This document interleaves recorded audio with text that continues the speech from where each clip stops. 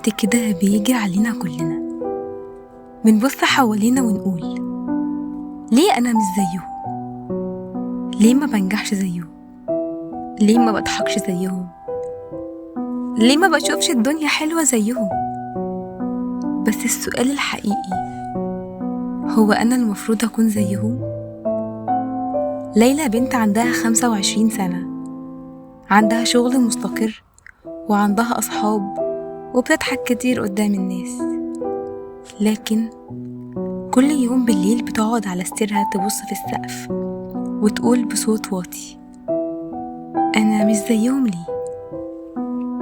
بتفتح الانستجرام تلاقي صاحبتها اللي من 3 سنين اللي ما كانتش لاقية شغل بقت دلوقتي في دبي، وتلاقي واحدة تانية من صحابها اللي كانت بتقول إنها مش اجتماعية وطول الوقت إنها مش عارفة تفتح مشروع دلوقتي فاتحة براند وعاملة سيشن تصوير وحاطة هاشتاج الحلم اتحقق.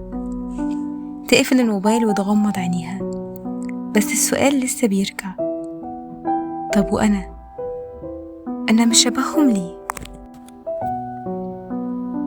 حوار النفس دايما نفسنا تقعد تتكلم معانا، وده اللي حصل مع ليلى. يعني هما عندهم حاجة أنا لأ، طب يمكن أنا اللي مش بكافح كفاية؟ أكيد أنا فاشلة، ولا يمكن أنا بس اللي مختلفة؟ صوت الدماغ دايما هو اللي بيساعدنا، واللي دايما قال لها وإيه المشكلة لو مختلفة؟ هو لازم تمشي في نفس الطريق بتاعهم علشان تكوني ناجحة؟ انت مش زيهم، وده مش عيب، ده نعمة. المجتمع بيحاول دايما يحطنا في قالب واحد، شكل، شغل، علاقات، طريق حياة، لكن الحقيقة أنا مش زيهم، وده الطبيعي. من وإحنا صغيرين دايما بنسمع أهالينا دايما تقارننا، بص بنت خالتك عملت إيه، بص صاحبتك عملت إيه.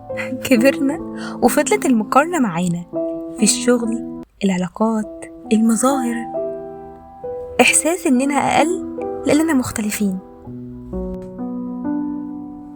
زي بالظبط اللي بتحب الرسم لكن أهلها شايفينها تضييع وقت، واللي بتشتغل في حاجة بسيطة بس مبسوطة لكن المجتمع شايفها مش طموحة.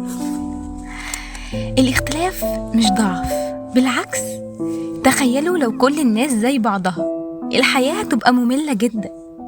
قوتك في إنك تبقى مختلف، مش نسخة من حد تاني. لو بتسمعوني دلوقتي وحسيتوا إنكم مش شبه اللي حواليكم، إذا كان في الشكل، في طريقة الحياة، في العلاقات، في الأحلام، صدقوني ده الطبيعي. إحنا ما اتخلقناش علشان نكون نسخة واحدة، كل واحد فينا ليه بصمته، وكل واحد ليه توقيت مختلف وتجربة مختلفة وحتى صوت مختلف ومميزه. الخلاصة عزيزي المستمع، مش لازم تعيش في مقارنة دايما، مش لازم تكون شبههم علشان تكون كفاية إنك أنت أو أنتي. وكل مرة تحسوا إنكم بتتوهوا وسط الزحمة افتكروا إنكم مش لوحدكم. دي كانت قصة ليلى، بس ممكن تكون قصتك أو قصتي أو قصة حد بنحبه. ما تنسوش تبعتوا البودكاست ده لحد محتاج يسمعه، ولو عجبكم الكلام استنوني في بودكاست جديد ومشاعر جديدة.